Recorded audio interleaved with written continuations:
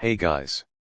1978, 1 cent Canada coin was producing a staggering number of pennies. Over 900 million of them, to be exact. To most people, a 1978 penny is just worth its weight in copper, maybe 2 or 3 cents. But for the eagle-eyed collector, 1978 holds a secret. Hidden within those 900 million coins is a specific variety known as the high 8. While the common version is worth face value, a high 8 in top condition can fetch over 100. And that's not all. Did you know the 1978 penny was almost an entirely different size today? We're diving into the technical specs, the subway token controversy that saved the penny's design, and exactly how to spot the rare 1978 variety that might be hiding in your jar right now. To understand the 1978 penny, you have to understand the economic climate of the late 70s. The price of copper was skyrocketing. It was becoming more expensive for the Royal Canadian Mint to make the penny than the coin was actually worth. The shrinking penny. In 1977 and early 1978, the Mint proposed a radical solution: shrink the penny. They planned to reduce the diameter from 19 mm down to just 16 mm, nearly the size of a dime. The TTC controversy: so why didn't they do it? The answer lies in the Toronto Transit Commission at the time.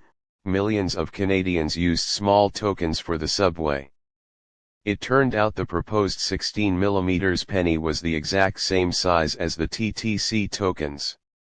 If the Mint had released that penny, anyone with a handful of cents could have ridden the Toronto subway for free. The transit authorities protested, and the Mint was forced to cancel the redesign. Instead, they made a different change. They kept the size but made the coin thinner. The result: 1978 became the first year of the thin planchette era, moving from 1.65 mm down to 1.52 mm. Let's look at what makes this coin a 1978 classic. Composition: 98% copper, 1.75% tin, and 0.25% zinc. This is the real copper stuff before they switched to plated zinc and steel. Weight: 3.24 grams. Diameter: 19.05 mm. Features the second effigy of Queen Elizabeth II by Arnold Machin. She's 37 years old here, wearing the Girls of Great Britain and Ireland tiara. Reverse the iconic maple leaf twig by G. E. Kruger Gray. Mintage numbers: the total mintage for circulation was 911,170,647. Because of this massive number, most 1978 pennies are extremely common. However, the Mint also produced 260,000 proof-like versions for collectors and about 229,000 specimen strikes. This is the part you've been waiting for.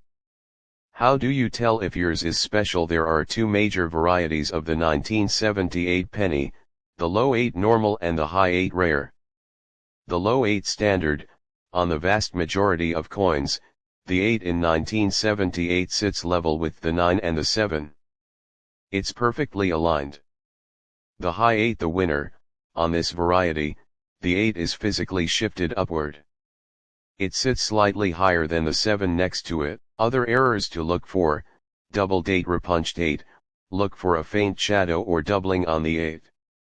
Clip errors: look for bitten edges where the planchette wasn't cut perfectly.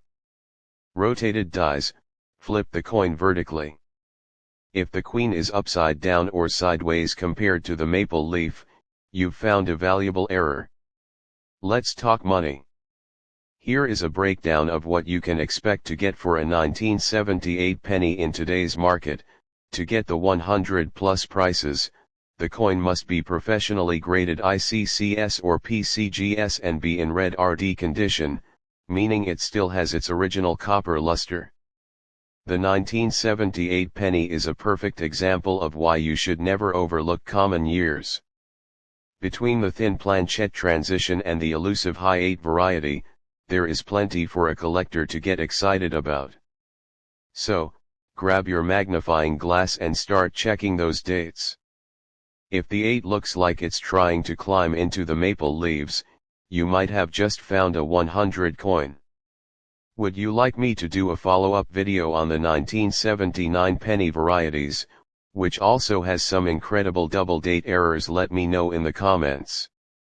If you found this helpful, hit that like button, subscribe to the channel, and as always, happy hunting.